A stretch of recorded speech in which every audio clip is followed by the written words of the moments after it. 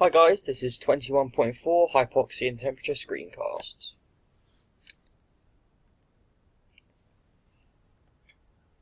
So firstly, before we look at hypoxia, we'll actually be looking at temperature and going into detail in both hot and cold temperatures, response of the body to these temperatures, effect these temperatures actually have on the body itself, and how it affects sporting performers during these conditions. So firstly, during heat, we initially detect a change in our body's temperature due to thermoreceptors. These receptors then relay the information onwards, whether the body's temperature is increasing or decreasing, to the hypothalamus, which is a small part of the brain. This information is then conveyed, and then the hypothalamus will trigger a number of thermoregulators to happen. So since we're talking about heat, let's say that the hypothalamus has been given the information that our body is too hot. And because we like homeostasis, it stays at 37 degrees, it will trigger a response in the cleogenic nervous system, which then causes us to start sweating and to cool the skin. The adrenic nervous system, however, is to vasodilate or expand the blood vessels in order for the blood to reach the skin.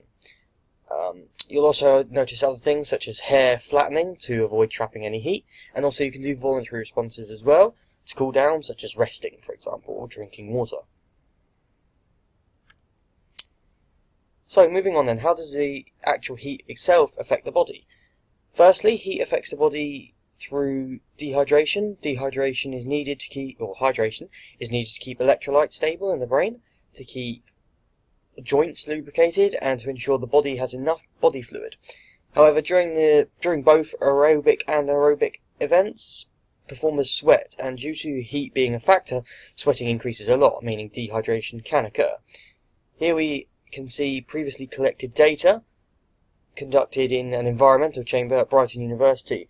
A participant has lost 2 whole litres of water or just through sweat alone, and dehydration will be a main factor in this due to the fact that he's lost almost essentially a lot of his fluids. During heat, our heart rate rises compared to conducting or participating in activities that we can see. Using a pre-cooling method has actually helped us control our heart rate, rather than simply going straight into the activity. If we actually look, that controlling the heart rate is actually important, and pre-cooling helps that. They do say that hypothermia can actually happen, and they do say that 39 degrees is when it starts to be borderline. We didn't see that during our testing, however, beyond the 39 degree point, that is considered dangerous, and hypothermia can be an effect on the body. So then, how can heat cause participation or performance to increase or decrease?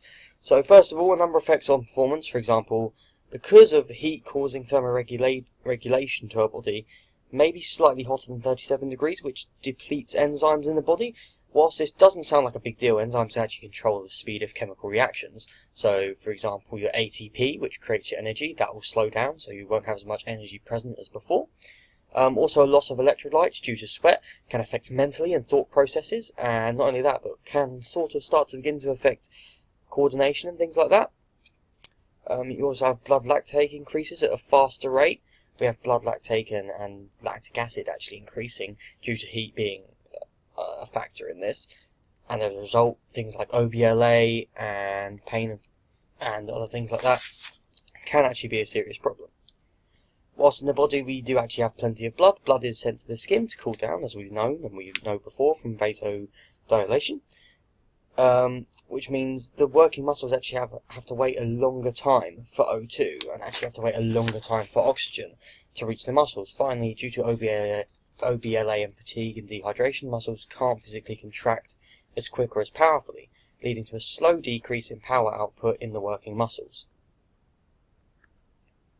Just before we move on to cold temperatures, these are the 4 ways in which that your body can actually lose heat. First of all is conduction, through one, for example, if we're looking at a running example. Conduction is when you transfer something from one object to another. So for example, one runner to another, or from the floor being hot from the sun burning down, the heat transferring up into the runner, for example. So that's one way of transferring heat. That's conduction. Convection, is a heat that is transferred through air particles in the air, and this is actually considered the least effective way of transferring heat. Yet, nonetheless, it can happen. For example, one way of doing it is actually your body heat transferring through air particles to another, or hitting another person, for example. That's one way of transferring heat. Another one is the sun beaming down and it's hitting the air particles, which is then transferring onto you, for example.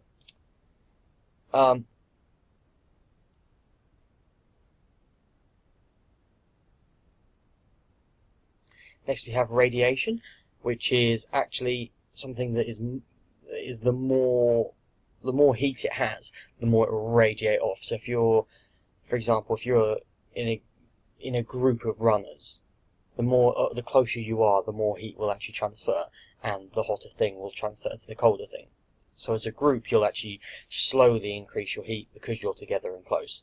Finally, you have evaporation, which is the water and sweat, obviously burning off of the sun, which creates heat in the air.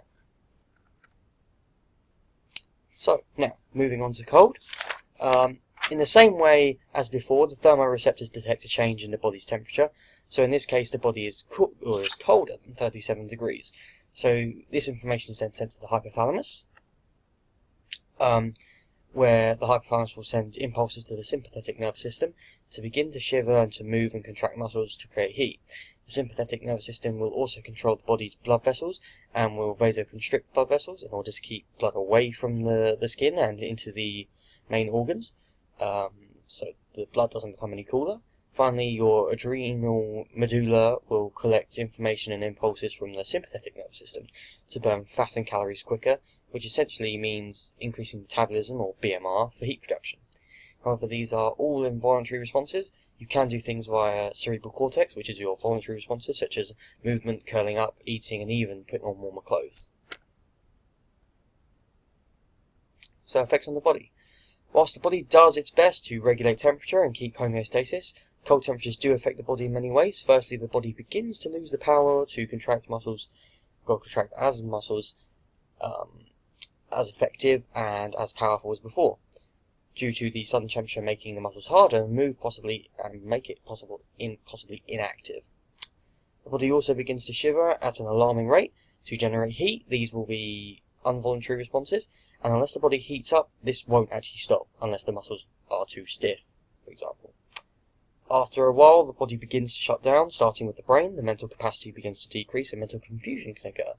The most simplest of tasks can become increasingly difficult. Incoherence can also occur during cold temperatures.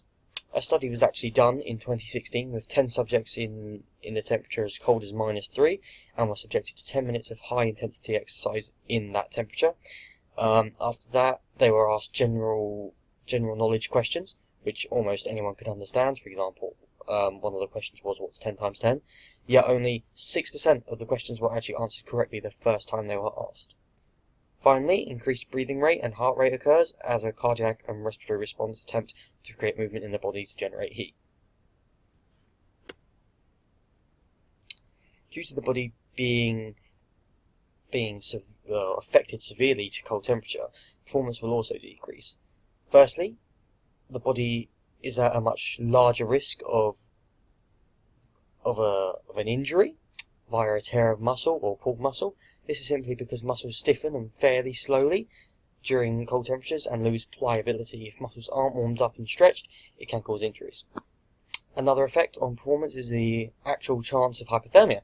This is an extreme, but like hypothermia can actually happen, depending on the conditions and activities taking place. For instance, somebody hiking in a very cold temperature is more likely to get hypothermia than somebody that's sprinting and doing massive amounts of exercise.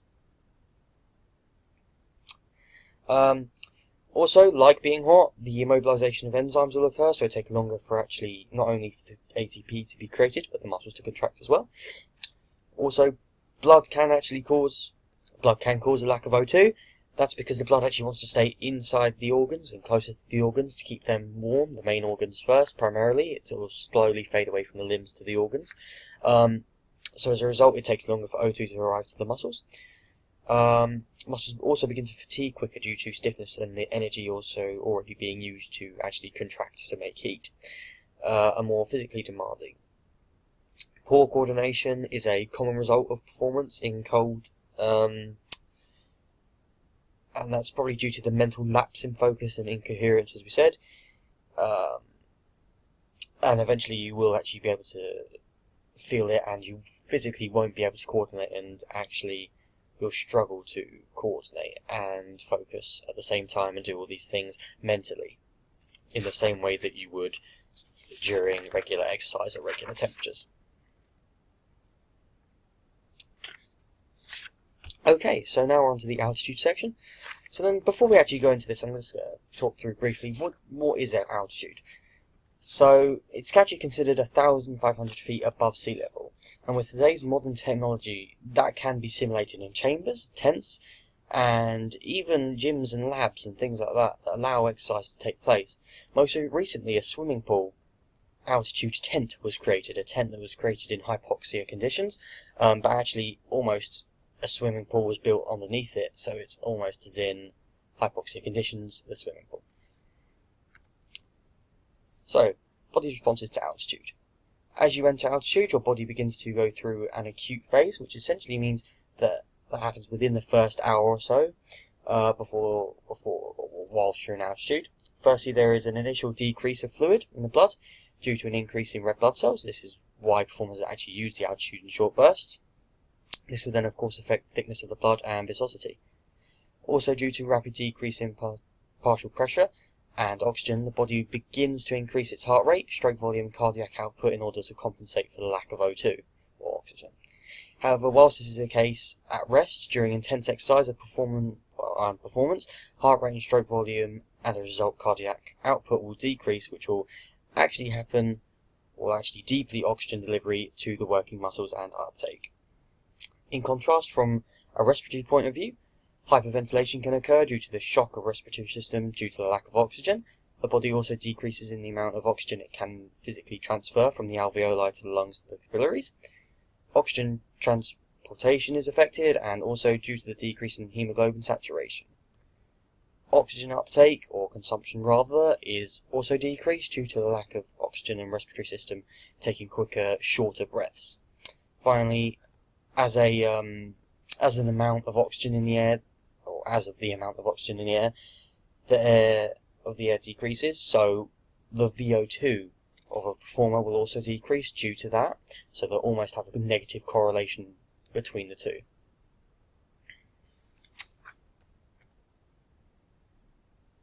So then, what does altitude actually have an effect on the body?